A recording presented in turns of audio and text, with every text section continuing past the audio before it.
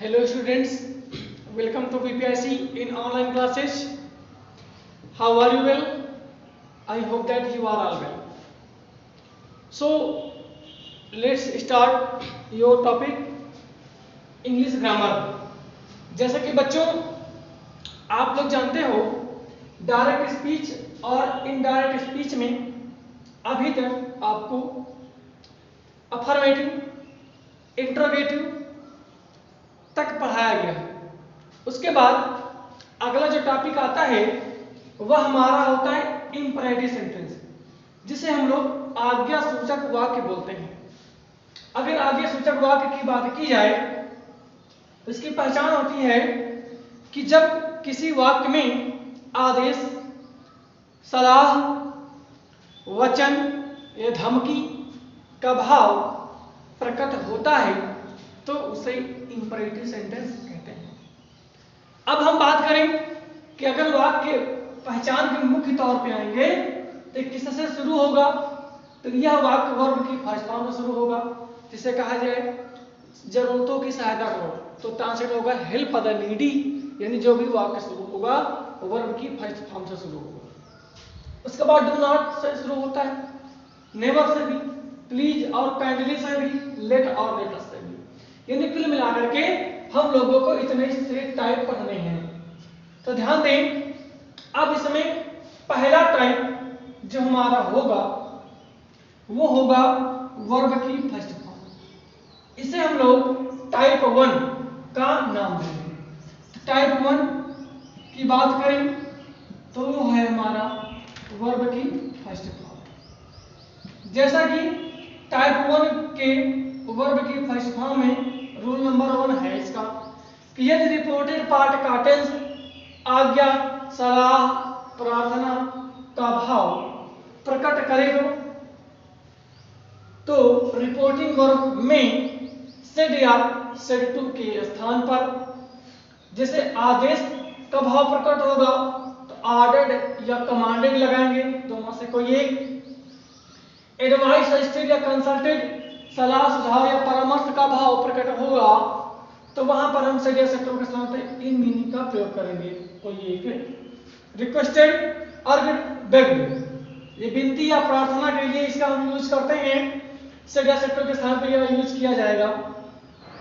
इसके बाद मान लीजिए वाक्य से किसी धमकी का भाव प्रकट हो जाए कि यहां से चले जाओ ना, उठा पटक दे तुमका, तो ये क्या है, धमकी है। तो धमकी का भाव प्रकट होगा तो वहां पर हम सेड या सेड टू के स्थान पर स्कॉल्डेड, रिब्यूक या थ्रेटनिंग में से किसी एक मीनिंग का प्रयोग करेंगे। अगर मान लीजिए मना करने का भाव प्रकट होता है तो फॉरबिड, डिनाइड या रिफ्यूज लगाएंगे। तो ये तो रहे रूल नंबर 1 जो आपको समझाए गए हैं, स्क्रीन पर आपके हैं वो बताया गया है। नंबर 2 रूल आता है कि इनवर्टेड कामा हटाने के लिए कंजंक्शन टू का प्रयोग करते हैं।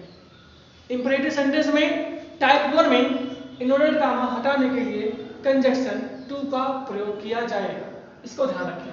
तो चलते हैं अब हम लोग एग्जांपल की ओर। यहां से आपको एग्जांपल इसके समझाएंगे, जैसा कि हम पहले नंबर 1 का एग्जांपल है, द टीचर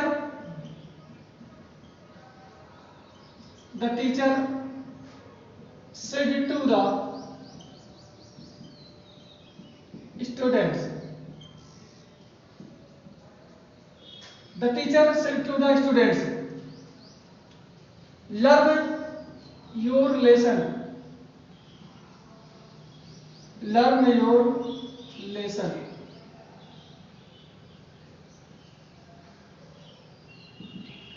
अध्यापक ने छात्रों से कहा अपना पाठ याद करें, तो ये उसका सलाह भी हो सकता है और आदेश भी हो सकता है, लेकिन यहाँ पे हम किसी एक बेस पर चलेंगे कि यहाँ पे आदेश दे रहा है कि अपना पाठ याद करो, सलाह नहीं देगा यहाँ पे। तो ऐसे कंडीशन में द टीचर सेड या सेड टू के स्थान पर यहाँ पर हम लोग ऑर्डर लगाएंगे। अब द स्टूडेंट से लिखा लिख देंगे, इनवर्टेड कामा हटाने के लिए कंजंक्शन टू का प्रयोग होगा। इसके बाद वाला चेंज करेंगे, लर्न लिखा लिखें, योर सेकंड पर्सन में चेंज करते हैं, योर पजेसिव, स्टूडेंट्स हमारे दे, यानी दे का पजेसिव दियर, दियरलेस। ये रहा आपका क्वेश्चन का पहला आंसर। अगला क्वेश्चन की ओर चलेंगे। The captain said to the policeman,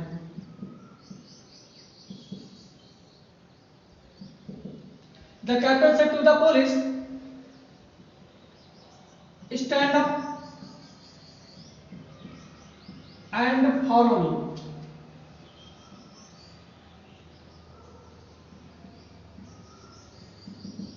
आपका एक क्वेश्चन है, कप्तान ने पुलिस से कहा खड़े हो जाओ और मेरे पीछे चलो। तो ये क्या उसका आदेश है। तो जब कोई सैनिक के लिए यूज किया जाता है तो वहां पर आदेश के लिए कमांडेड लगाते हैं। क्या लगाते हैं बच्चों? कमांडेड। ध्यान रखिएगा। तो इसका आंसर द कैप्टन सदर शत्रु के स्थान पर कमांडेड द पुलिस, इन्होंने काम हटाने के लिए to stand up and follow me को चेंज कर फर्स्ट पर्सन में, कप्तान मान ले पुरुष, तो निकलेगा ऑब्जेक्टिव केस ही का हिम, क्योंकि मी ऑब्जेक्टिव केस है। क्वेश्चन थर्ड की बात करें तो जैसा कि आपका लिखा गया सलाह हमें कोई भी दे सकता है। अधिकतर यहाँ पे बड़े लोग हमको एडवाइस करते हैं, जो हमारे गार्जियन होते हैं, जो भी होते हैं बड़े लोग, वो हमको एडवाइस करते हैं। तो देखते हैं examples. My father said to me, मेरे पिता ने मुझसे कहा, बिहेव वेल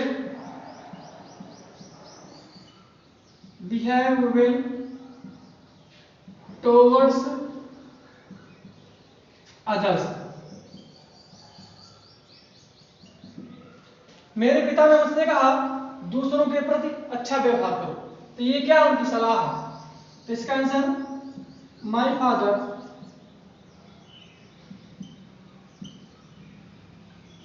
एडवाइज्ड मी, मेरे पिता ने मुझसे सलाह दिया। निशान हटाने के लिए क्या लगाएंगे हम लोग? टू, इधर कोई चेंजिंग वर्ड है नहीं तो सेम का सेम हो जाएगा। वैसे ही behave well towards others.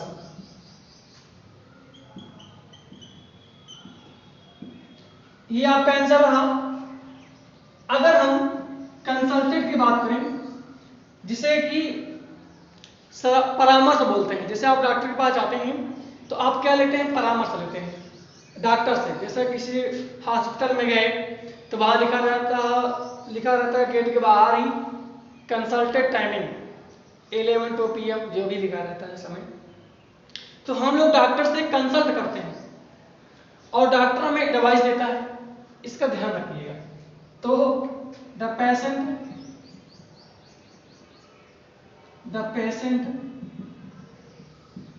said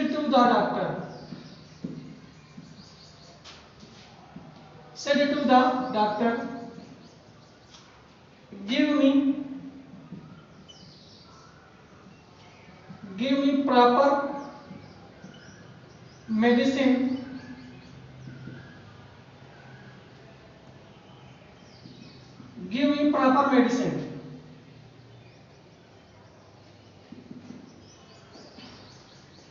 तो मरीज ने डॉक्टर से कहा कि मुझे उपयुक्त दवाइयां दें।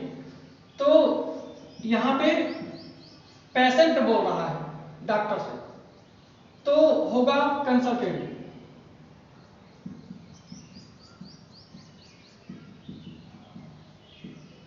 द पेशेंट से तो किसान पे कंसल्टेंट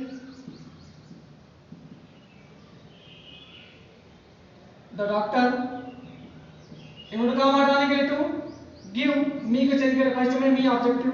पेशेंट मान ले कॉमन जेंडर होता है, पेशेंट लड़के भी हो सकता है लड़का भी हो सकता है, किसी एक को क्लियर करेंगे।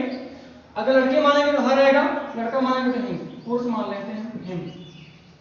अब proper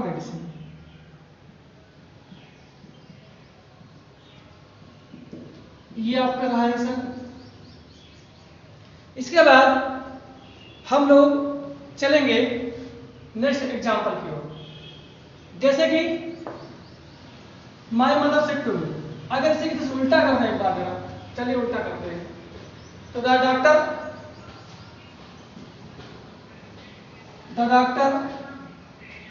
said to the doctor said to the patient,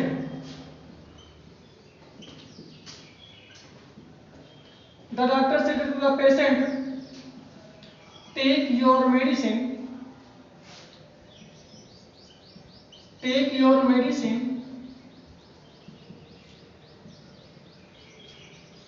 time to time।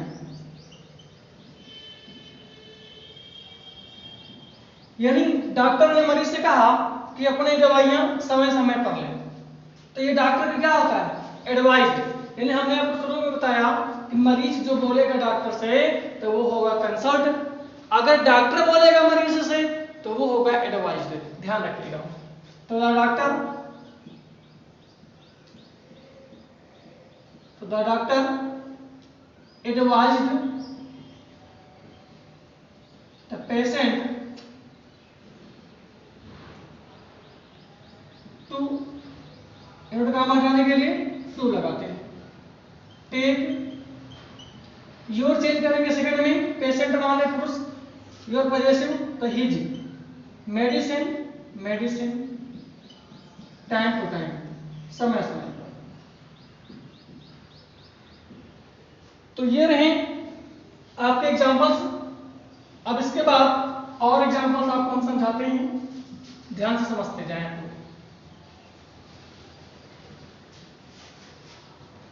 जैसे कि धमकी देना, धमकी देने वाले वाक्य में इसको समझिए जरा ध्यान से आप लोग। जिसे कहा जाए द फार्मर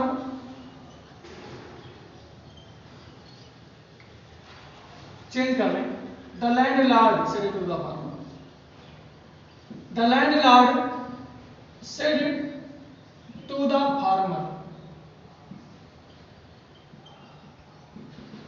जमींदार ने किसान से कहा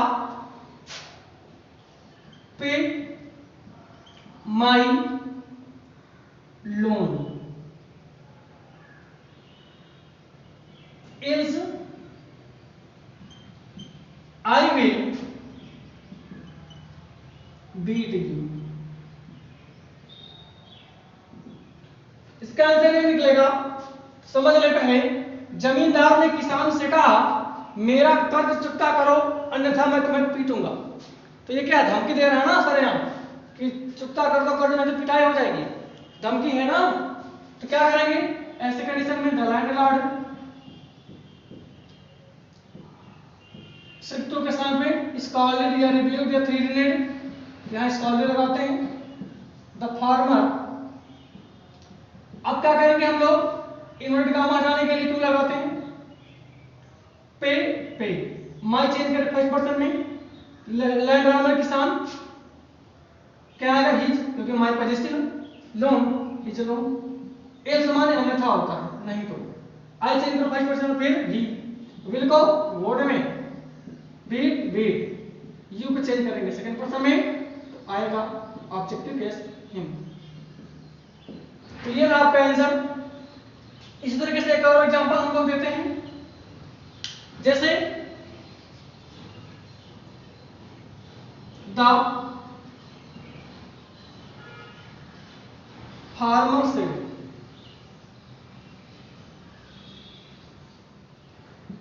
द फार्मर सेड टू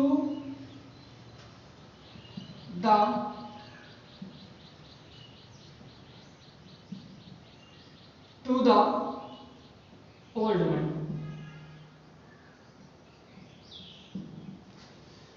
किसान ने बूढ़े आदमी से कहा गो अवे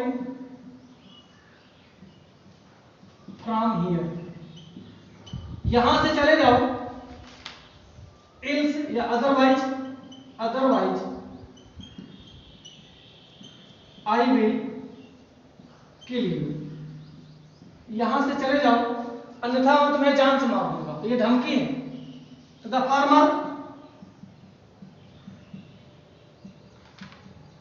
सदस्य के स्थान पर स्कॉल्डेड या rebuked the old man. Inverted comma हटाने के लिए क्या करेंगे हम लोग? टू लगाएंगे। Go away from here go there में, अदरवाइज आई चेंज करेंगे फर्स्ट पर्सन में, आई सब्जेक्टिव, फार्मर माने ही, विल को वुड में, किल को किल में, यू चेंज करें सेकंड पर्सन में तो ऑब्जेक्टिव केस ही मिलेगा, क्योंकि यू ऑब्जेक्टिव केस। तो ये रहे आपके क्वेश्चंस जो आपने टाइप 1 के अंतर्गत पढ़े हैं। टाइप 1 में आपको इसके बारे में समझाया गया है। तो अब हम लोग इसके बाद नेक्स्ट टॉपिक की ओर चलेंगे। नेक्स्ट टॉपिक जो हमारा कहता है कि सपोज दैट मान लें हम कि टाइप 2 जिसे हम लोग अब बोलेंगे, तो इस क्वेश्चन को हटाते हैं यहीं पर। टाइप 2 आता है हमारा डू नॉट का मतलब होता है ना करो या मत करो, ना करो या मत करो।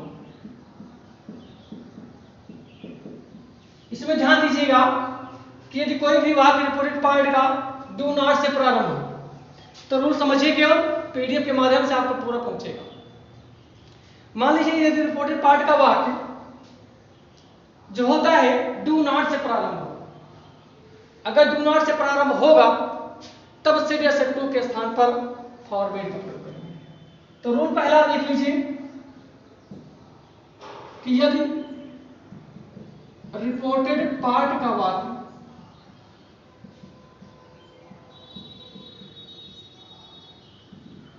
डू नॉट से प्रारंभ हो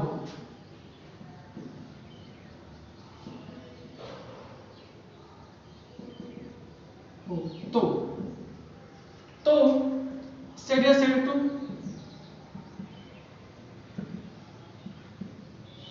टू के स्थान पे हम लोग सजेस्टेड,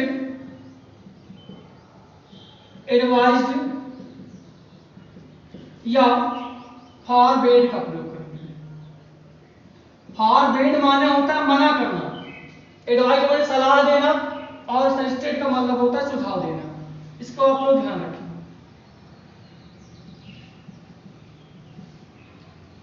सजेस्टेड, एडवाइज या फॉरबेड, ये तीनों चीजें हैं जो लगाएंगे हम लोग। अगला रूल बनता है कि इन्वर्टेड कॉमा हटाने के लिए टू लगाते हैं। रूल नंबर 2 की बात करें, इन्वर्टेड कॉमा हटाने के लिए, इन्वर्टेड कॉमा हटाने के लिए, इन्वर्टेड कॉमा हटाने के लिए टू लगाते हैं। तो ये है आपका एक और रूल। इन्वर्टेड कॉमा हटाने के लिए क्या लगाएंगे हम लोग? टू लगाएंगे। ध्यान दें, पहले एग्जांपल में दो तरीके से समझाए गए, ध्यान समझिए बिल्कुल। जिसे कहें the teacher said to the boy, अध्यापक ने लड़के से कहा, the teacher said to the boys, अध्यापक ने लड़के से कहा, do not make a noise, do not make a noise. इसका मतलब ये हुआ कि अध्यापक ने लड़के से कहा कि आवाज मत करें, शोर मत मचाएं। ये बात यहां से किससे शुरू हो रहा है? डू नॉट से। जब डू नॉट से यहां पर शुरू होगा रिपोर्टेड पार्ट का वाक्य, तो ऐसी कंडीशन में दो तरीके से वाक्य बनेगा। पहला है सजेस्ट टू के स्थान पर सजेस्टिव लगा दो, एडवाइज लगा दो। इससे नहीं सहमत हो रहे तो फॉरवर्ड लगा दो। तो पहला तरीका फॉरवर्ड का लगाते हैं, तो ध्यान दीजिएगा कैसे है। तो द टीचर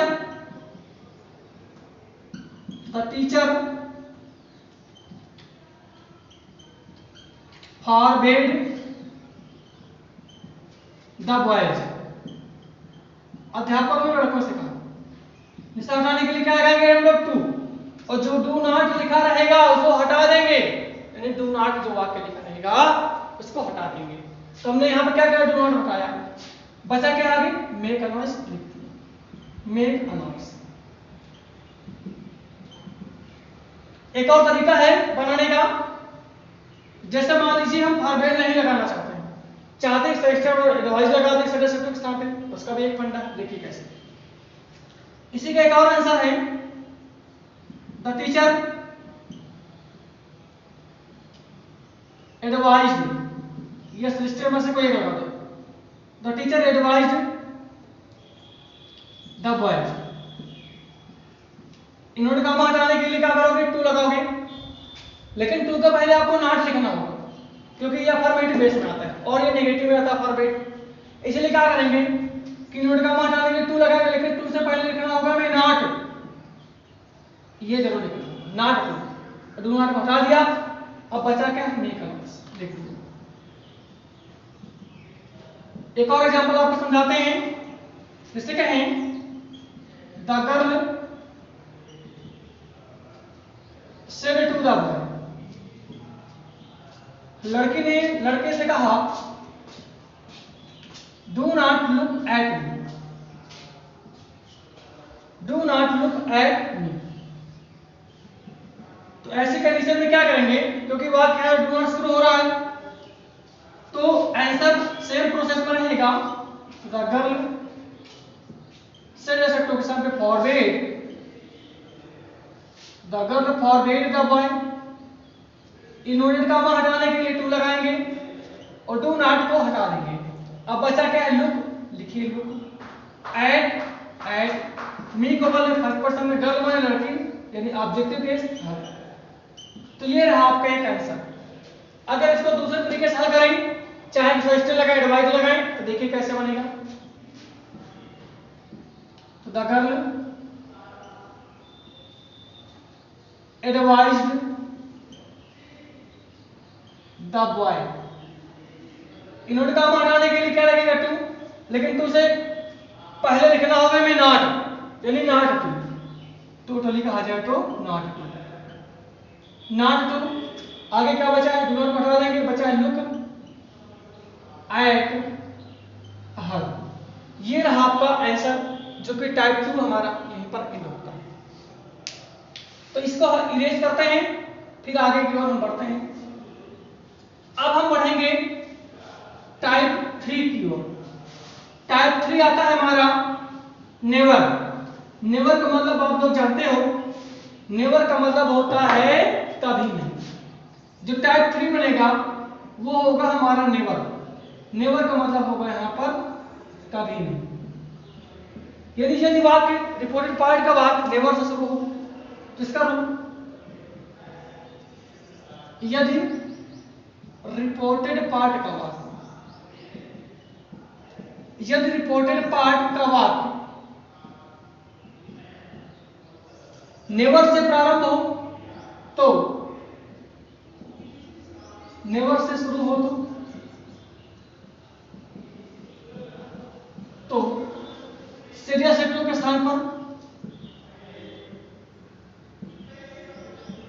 तो सीरियस एक्टिव के स्थान पर सजेस्टेड और एडवाइज लगाएंगे। सजेस्टेड या एडवाइज का प्रयोग होगा। फिर से वही फंडा है, इन्वर्टेड कामा हटाने के लिए, इन्वर्टेड कामा हटाने के लिए, यानी इन्वर्टेड कामा हटाने के लिए हम लोग टू लगाएंगे। किसका प्रयोग करेंगे, कंजंक्शन टू लगाते हैं। यदि वाक्य रिपोर्टेड पार्ट का वाक्य नेवर से शुरू होगा, ये इंपेरेटिव में आएगा आपका क्वेश्चन। तो एग्जांपल नंबर 1 देते हैं, माय